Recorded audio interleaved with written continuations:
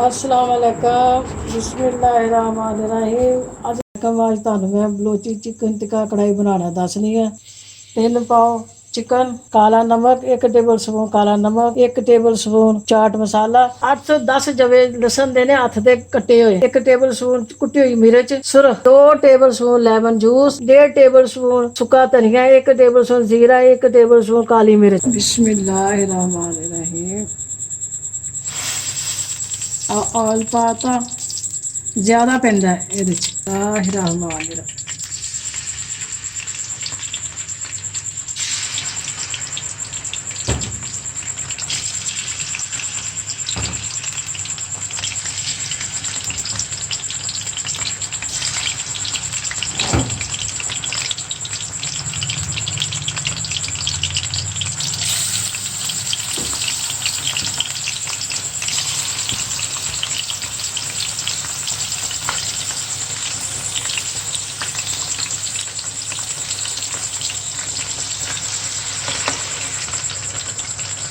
ਇਹਦੇ कोई मसाला नहीं अजे पाया, अजे उस तरह ही तेल ना फ्राई करना है। जिस वक्त यह फ्राई हो जाएगा, यह सफ़ेद हो जाएगा गोश्त, तो उस वक्त इसे नमक पाना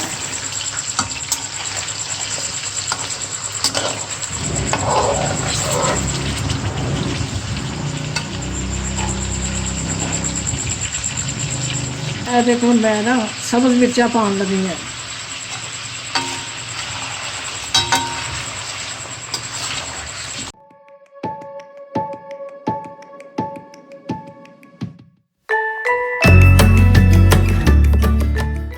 लसन कटिया है, जरा लसन अदरक कटिया है।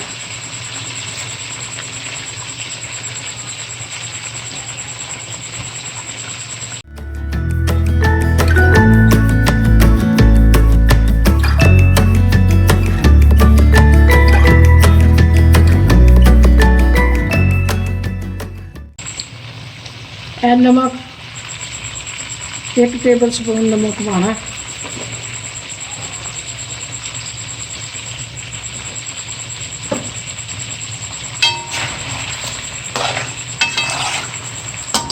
यह हुण फ्राई होएगा।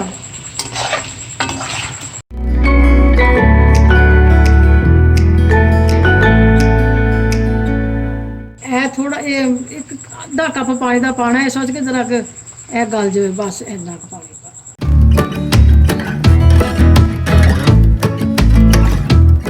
मैं साबुत मसाले ने ना जरा भुनने ने, भुनन लगी है।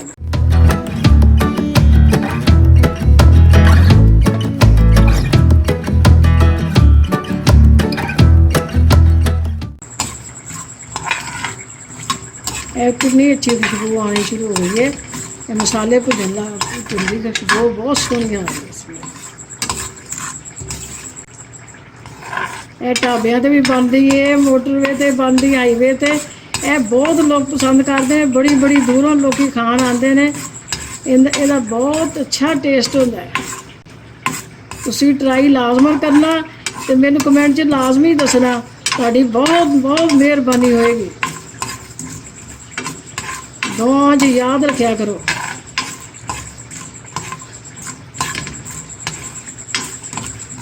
यह मसाला बिल्कुल भुज गया, तैयार हो गया।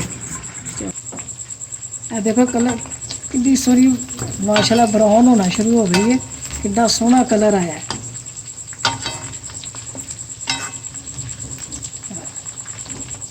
बस हुण ऑयल सारा कढ़ना है।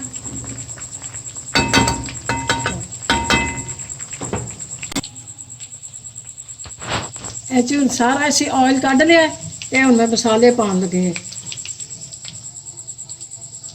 बिस्मिल्लाह।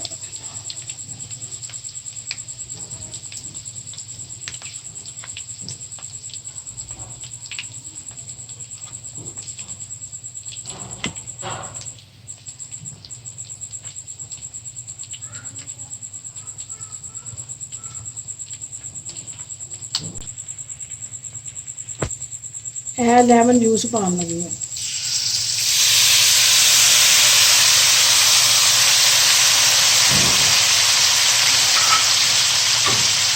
हल्का फुल्का बस मिक्स करना है।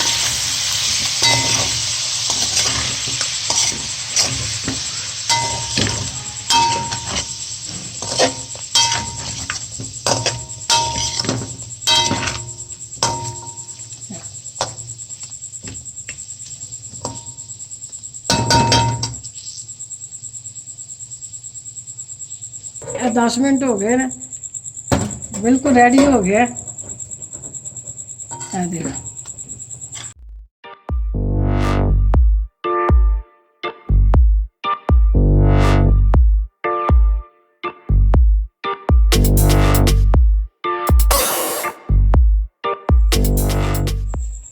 ਬਲੋਚੀ ਤਿੱਕਾ ਕੜਾਈ ਬਿਲਕੁਲ ਰੈਡੀ ਹੋ ਗਈ ਹੈ। ਇਹ ਆਪ ਵੀ ਟੇਸਟ ਕਰਨਾ, ਆਪਣੇ ਅਜ਼ੀਜ਼ਾਂ ਨੂੰ ਵੀ ਟੇਸਟ ਕਰਾਉਣਾ। ਮੇਰੇ ਚੈਨਲ ਨੂੰ ਸਬਸਕ੍ਰਾइब करना, लाइक करना, बेल आइकन ਨੂੰ दबाना। अपना बहुत सारा ख्याल रखना, अपनी दुआ याद रखना। कोई रेसिपी ਤੁਹਾਨੂੰ पसंद आए तो मैंने ज़रूर दसना। अल्लाह हाफिज़।